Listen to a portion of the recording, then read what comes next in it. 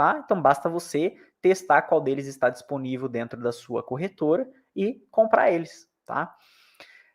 Geralmente, pessoal, a gente não aceita taxas acima de 0,6%. Então, se você for investigar um ETF e a taxa dele, né, que chama de fees em inglês, tiver acima de 0,7, 0,8, geralmente não vale a pena. Significa que você já vai começar seu investimento perdendo quase 1%. Então, taxas de 0,3, 0,4, 0,5 são aceitáveis. Acima disso, a gente não aceita. Então, esse é um critério importante. Outro critério é a liquidez. Quanto mais dinheiro tiver investido dentro de um ETF, melhor. É o que a gente viu agora de pouco, net asset, né? O que ele chama em inglês. Vou até escrever aqui, ó. Geralmente em inglês ele chama de net asset. Ou ele chama também de NAV. Olha só, vou compartilhar aqui na minha tela com vocês para ficar gravado. Se ao lado dessa palavra tiver, por exemplo, menos de 40 milhões, menos de 50 milhões, significa que ele é um ETF muito pequeno. Poucas pessoas usam ele para investir. Então é melhor você investir em algo que é mais antigo, que tem mais dinheiro investido, tá? Então a gente evita um ETF que tem uma liquidez, que a gente fala, menor, pequena, certo? Então geralmente acima de 40 ou 50 milhões é o que a gente gostaria de investir. Então, quanto maior o ETF, mais dinheiro tem dentro dele. Os ETFs clássicos, por exemplo, SP500, Nasdaq, CAC 40 da França, DAX, eles vão ter sempre mais de 100 milhões investido dentro deles. Já os ETFs de nicho, faltou um H aqui entre o C e o O, os ETFs de nicho, a gente quer que eles tenham pelo menos 50 milhões investidos dentro deles. Tá? Então essa é a regra que a gente vai usar. Transparência. Isso aqui depende de vocês. Vou repetir. Para você ver se o ETF te atende, depende de você. Você tem que olhar quais são as 10 empresas que estão dentro dele. Você está investindo seu dinheiro, suado do seu trabalho. Ah, eu quero investir num tal ETF, de tal setor. Quero investir num ETF de setor bancário. Pô, você tem obrigação, pelo menos ler uma vez na vida, quais são as 10 empresas principais daquele ETF. Ah, tá, tem o Banco da França, tem o Société Générale, tem o BNP, tem o ING da Holanda, legal, beleza. É mais ou menos isso que eu quero investir mesmo, em empresas bancárias. Tá? Então você tem que entender o que tem dentro daquela cesta. E para você entender o que tem dentro daquela cesta, você vai ter que procurar as 10 principais empresas, pelo menos, que estão ali dentro. Sempre no site vai mostrar o nome das 10 principais empresas, sempre. Tá? E você tem que verificar, obviamente, o histórico de performance. Ah, nos últimos 5 anos, qual foi a rentabilidade? Nos últimos 10 anos, a gente vai evitar investir em setores ou regiões que não rentabilizem pelo menos 4 ou 5% ao ano. A gente quer ganhar pelo menos mais que isso, 6, 7, 8. Lembrando que a rentabilidade média de ETFs vai de 6 até 11%. Dificilmente vai passar os 9 ou 10%, porque você está investindo numa média, tá? Na média das empresas, daquele setor, daquele país. Geralmente a gente tenta diversificar, né? Então, assim, se você está investindo num ETF, exemplo, você usa minha carteira de dividendos da Europa para investir. Então, você não vai comprar um ETF Europa também. Qual o sentido de você comprar uma cesta da Europa, sendo que você já investe na Europa? Um ETF é para diversificar em um setor que você não tem ou que você gosta. Então, se você já investe na Europa, comprando ações, nos Estados Unidos, o ideal seria que você comprasse ações ou, se não, comprasse um ETF. Você compra um ETF, já vem centenas de empresas ali dentro. Então, você tem um ETF só para investir nos Estados Unidos e as ações você compra na Europa. É o que eu aconselho para a maior parte de vocês, inclusive. Certo? Então, você saber de que região é aquele ETF, quais setores tem dentro dele, tá? E principalmente conhecer o nome das 10 principais empresas que tem ali dentro dele. E aqui está escrito, ó, do meu lado aqui, ó, evitar duplicação de investimento. O que é isso? É o que eu falei. Você já investe em ações europeias, aí você vai comprar um ETF europeu. É redundante, né? Você está investindo na mesma região de novo, usando uma cesta. Então você tem que usar ETFs para diversificar, não para concentrar o investimento, tá? Existe ETFs do tipo capitalização e distribuição, por via de regra não tem muita diferença, na verdade não é algo que você deve prestar muita atenção, só para quem investe, por exemplo, na França, usando a conta PA, sempre que tiver escrito do lado capitalização, em vez de distribuição, é melhor, tá? Porque ele já reinveste os dividendos automaticamente. Para quem não está na França, tanto faz, a rentabilidade vai ser a mesma, enfim, vai dar o mesmo resultado no final, beleza? Quanto à cotação, óbvio, né? Você tem que comprar um ETF que cabe no teu bolso. Ah, Michel, eu posso investir 300 euros por mês, mas esse ETF, ou seja, um pedaço, uma cesta que eu compro, custa 500 euros. Pô, você não vai comprar ela, ainda mais você, quando investe em ETF, geralmente a gente compra todos os meses, né? Então tem que ser um ETF que cabe no teu bolso também, tem que fazer sentido, tá? Ou seja, o preço do ETF tem que fazer sentido. E o que geralmente eu costumo aconselhar?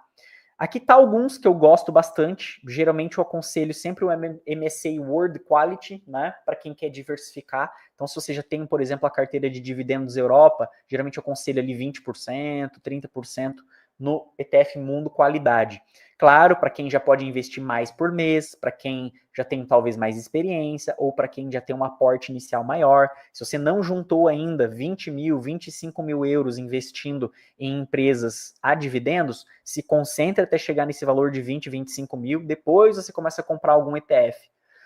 Para alguns colegas, eu já aconselhei comprar ETF desde o começo, mas geralmente são pessoas que podem investir mais por mês. Aí já faz mais sentido você já começar diversificando em tudo, tá? Tá aqui, por exemplo, o ticker do Mundo Qualidade, ou seja, é um ETF que investe em empresas do mundo todo que tem qualidade, tem só empresas americanas de qualidade, tem o S&P 500, que investe nas 500 maiores empresas dos Estados Unidos, tem o S&P 500 com um peso igualitário, ou seja, cada empresa tem um peso igualzinho dentro, porque geralmente não é o caso, tá? As maiores empresas geralmente têm pesos maiores. Então, por exemplo, no S&P 500, no índice americano, a Apple pesa bem mais, a Microsoft também, a Nvidia também. Então, as empresas grandes vão ter um peso de 5%, 6% dentro do ETF. E as outras empresas um pezinho pequeno. Quando está escrito equal weight, ou seja, peso igual, tá? Ó, S&P 500 equal weight, significa que todas as 500 empresas têm o mesmo pezinho, tá bom? Então aí tá alguns ETFs que eu acho interessantes também. E vocês vão aprender a investir em ETF conforme vocês vão procurando. Só pela curiosidade, talvez vocês nem invistam em ETF, mas vocês comecem a procurar nos sites, entender como é que funciona, tá? A rentabilidade da maioria dos grandes ETFs nos últimos anos foi excelente. Afinal, investir em ações sempre é uma boa ideia, né? Sempre é uma boa ideia, tá?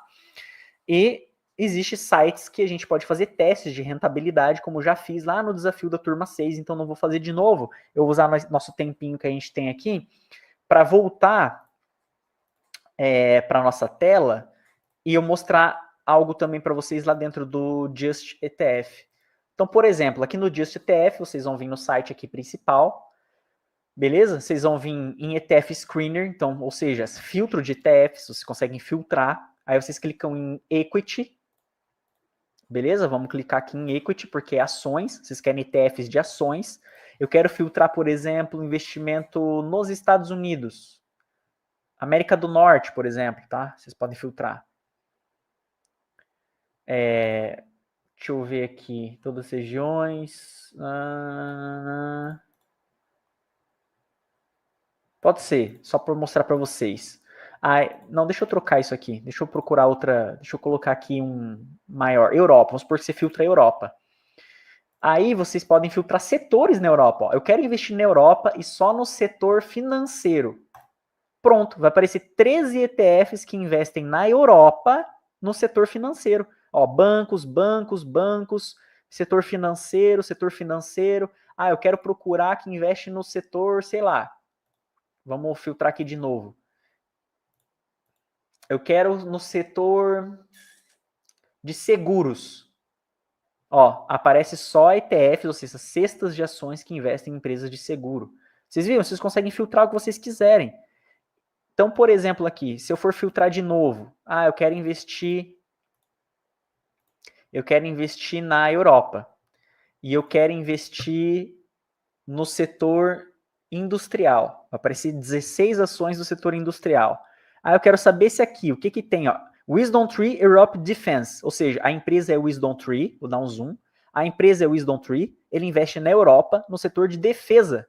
Vou clicar nele, quero ver o que que tem dentro dele.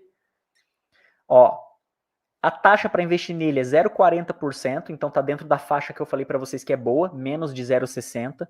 Ele é do tipo acumulador, então capitalizante, que eu acabei de falar que não faz a mínima diferença para vocês, mas para quem está na França faz. Ele tem 2 bilhões e 451 milhões investido dentro dele, muito bom. Ele tem 24 empresas dentro dessa cesta. Vamos dar uma olhada aqui em holdings, é o nome das ações, né? Ele tem Thales, empresa francesa, Leonardo, empresa italiana, se não me falha a memória, Rheinmetall alemã, BAE, SAB, Airbus, Rolls-Royce, Safran, francesa também, Kongsberg, Hensoldt, beleza. 23% está na Inglaterra, Reino Unido, 22% na França, 15% na Alemanha, 12% na Itália, 87% é setor industrial, afinal a gente filtrou o setor industrial. Vamos descendo aqui. Ele é um ETF que foi criado recentemente, né? Eu tinha até visto a data aqui, queria mostrar para vocês. Deixa eu ver. É aqui, ó. Ele começou a ser cotado em março também. Criaram há pouco tempo esse ETF aqui, tá? Talvez outro, se a gente olhasse outro, ia ter um mais antigo. Então aqui tá as informações. Aqui, ó, Inception. Ele foi criado 4 de março de 2025. Então a rentabilidade dele é só essa aqui que vocês estão vendo, mas desde março rentabilizou 19%. Né? Então desde março ele rentabilizou muito bem, até porque guerra é o assunto do momento na Europa, né? Se eu voltar, a gente pode procurar então outros, né? Eu posso procurar por iShares Europa 600 construção e materiais, ou seja, eu consigo investir numa cesta só de construção e materiais. E vocês podem investigar todas essas variáveis que eu ensinei para vocês.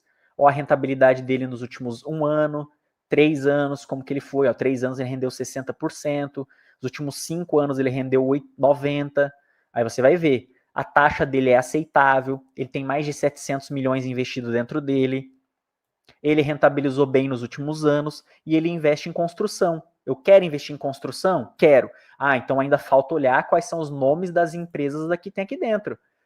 Vinci, empresa francesa, Holcim, Companhia Saint-Gobain. Então você dá uma investigada, viu o que essas empresas fazem da vida. 35% do peso é na França, 29% na Suíça, 10% na Suécia, 5% na Alemanha, 64% são industriais, 29% são de produtos de material básico. Tá aí, tá? Então você ia ver, eu estou interessado nesse setor, ou esse setor vai se beneficiar na situação atual da sociedade. Tá aí uma maneira de você investir num setor sem ter que ficar escolhendo cada empresa, tá? Beleza? Voltando aqui então, era isso que eu tinha para falar para vocês hoje. Eu vou ver até uma pergunta aqui da Thaís, ó.